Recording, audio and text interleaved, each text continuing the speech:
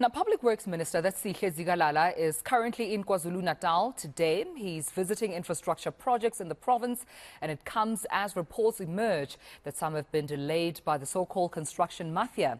Our reporter Lethiwe Mdluli is in Durban and joins us now for this update. Lethiwe, good morning to you, colleague. It seems the issue around the construction mafia is still a big problem out in KwaZulu-Natal.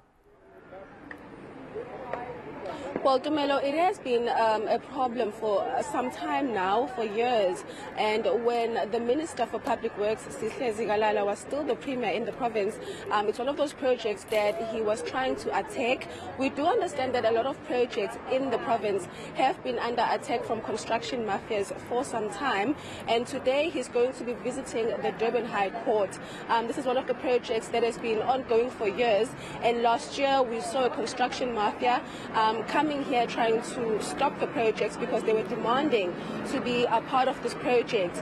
And of course, during that time, Sihle Zikalala was still the Premier, and he was trying to work with the police to try and stop these construction mafias from delaying projects and also threatening workers and companies that have been hired by government to stop working so that they can force themselves into this project. Today he's also expected to be giving a briefing as to where are they as government with investigations and also trying to deal with this issue, because it's not just this project that has been under scrutiny or these mafias have been trying to attack.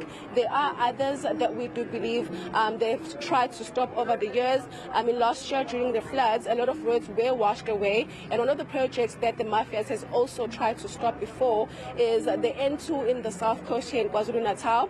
There was a bit of a delay in that project because the mafias in that part of town wanted to be part of the project. So we will be getting a briefing from the minister today, where he will be basically giving us plans and also some of the actions they've taken against these mafias as to what exactly are they, how are they going to be dealing with them, because we do understand that when they do come here to try and stop these projects, they come with guns and they try and force themselves in, and they also want government to try and work with them, but the way that they go about it is not the right way. They don't follow the processes. Instead, they force themselves in using violence. So we will be hearing from the minister. He was supposed to be here at 10, but unfortunately there's been a delay. He's still held up in a meeting, and unfortunately because of that we are not allowed inside, but we will be taking an inspection going around the Durban High Court and seeing how far they are. We do understand also, Dumelo, that this project is under heavy security, and that is because of the incident that took place last year. So government is now spending more money in trying to hire security to try and protect the workers that have been hired to work at this project, and also the company that is working here. So it's a huge problem in KwaZulu-Natal, and government needs to intervene, because a lot of these projects will be helping the society at large, and of course a lot of money is being used as a result of these construction mafias trying to force their way into these projects.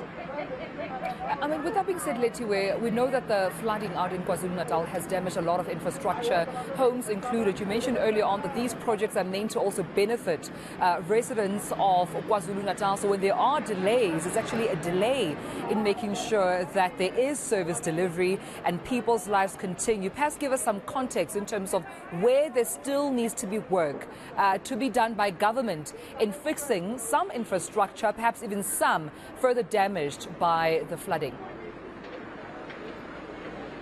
You know, Dumela, if I actually think about it, last year we visited a water project that is in the south coast, and one of the issues with that project, it had stalled for many months, and the reason behind it is because we do understand that there was a construction mafia in the south coast that went in there and threatened the lives of the workers.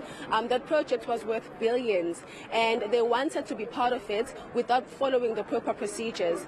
Even till this day, day, the community still doesn't have water because the projects had to stop abruptly, and unfortunately government couldn't assist or do anything about it because the workers were afraid for their lives.